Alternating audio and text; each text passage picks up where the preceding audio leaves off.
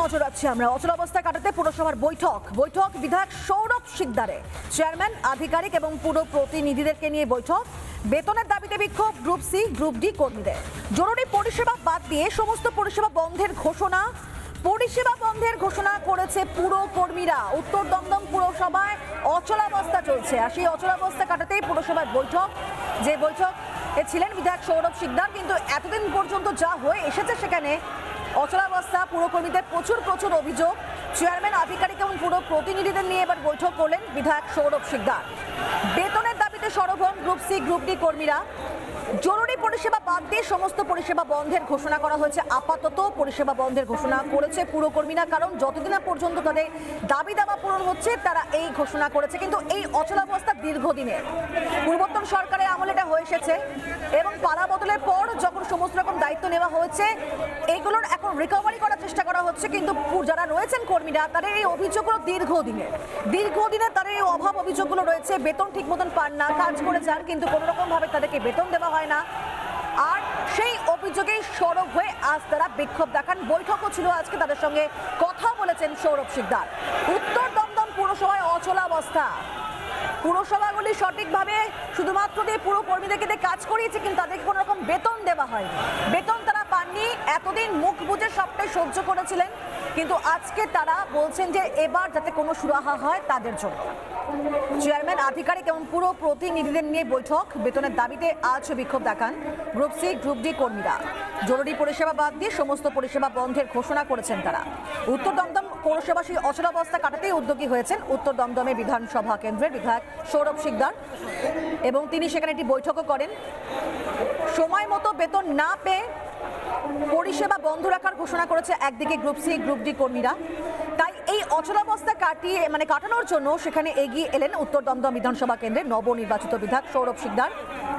তবে যারা এতদিন ধরে বঞ্চিত রয়েছেন, যাদের মনের মধ্যে এত রাগ দুঃখ একই সঙ্গে এত অভাব তাদের মধ্যে রয়েছে, এত অভিযোগ তাদের মধ্যে রয়েছে, তাই তারা কিন্তু আজ সেখানে বিক্ষোভ দেখাচ্ছেন। তাদেরকে আশ্বস্ত করেছেন নয়া বিধায়ক সৌরভ শিকদার। এক প্রস্তুত বৈঠকও সেরেছেন তাদের সঙ্গে যে তাদের এবার সমস্ত অভাব অভিযোগ এগুলো পূরণ করা হবে।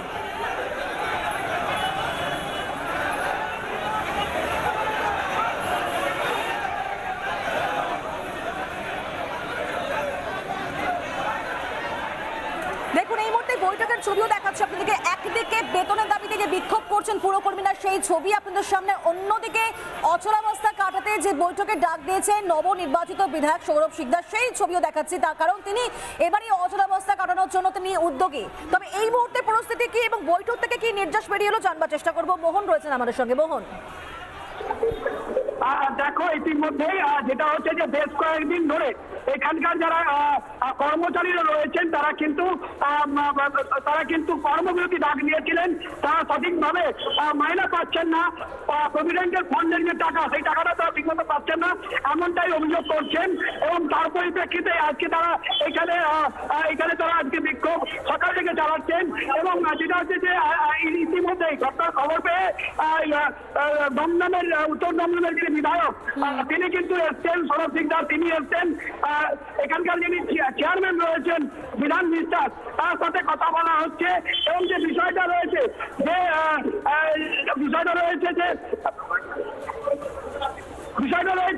যে এই যে অচলাবস্থা, অর্থাৎ যারা পৌরসভার কর্মী রয়েছেন তারা যে সঠিকভাবে পরিষেবা টাকা পাচ্ছেন না, তাদের যে অচল অবস্থা রয়েছে তার জন্য কিন্তু ইতিমধ্যেই এখানে প্রচুর মানুষ ধরে রয়েছেন। তারা নিজের পেটের যে ভাত সেই যোগান পাচ্ছেন না।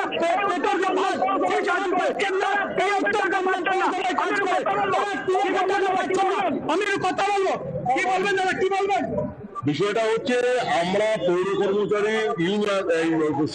থেকে আমরা দীর্ঘদিন ধরে চেয়ারম্যানের থেকে আমরা সমস্যা হচ্ছে আমরা দীর্ঘদিন ধরে সময় মতন বেতন পাই না এবং বিগত 6 বছর ধরে আমাদের 1 টাকাও বেতন বৃদ্ধি ঘটেনি। অথচ পৌরসভার চেয়ারম্যান সহ সিআইসি মেম্বারদের এদের এই বিগত 14-15 বছরে কোটি কোটি টাকা তারা পাহাড় প্রমাণ অ্যাসেট তারা করেছে। আমরা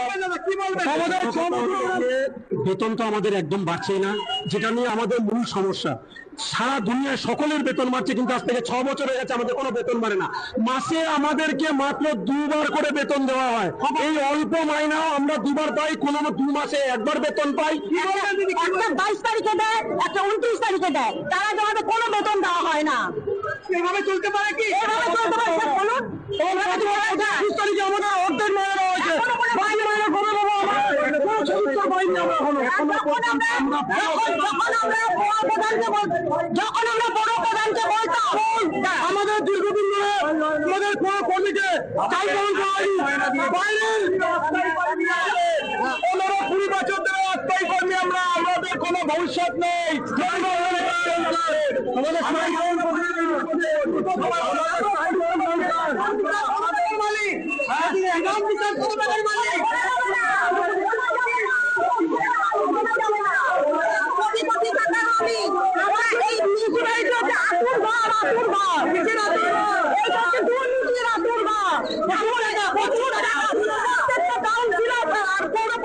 বিধান বিশ্বাসে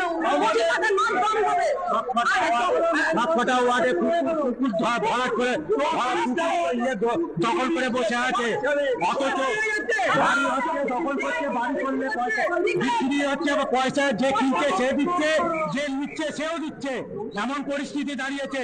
এমনকি আমাদের 18 সালে যে পার্মানেন্ট হবে, সেই 18 সালে পার্মানেন্ট নেতাদের ছেলেদের করেছে, পয়সা খেয়ে আমাদের পারিনি। আমরা 20 বছর 25 বছর একেবারে মোহন, বোঝা যাচ্ছে যে এই অভিযোগগুলো দীর্ঘদিনে কিন্তু কোনো রকম ভাবে পূর্বোত্তর সরকার তা সুরাহা করেনি, আর তাই তারা আজকে বিক্ষোভে ফেটে পড়েছেন। তবে এগিয়ে এসেছেন বিধায়ক, নজরে থাকবে আমাদের এদিকে। ধন্যবাদ তোমাকে।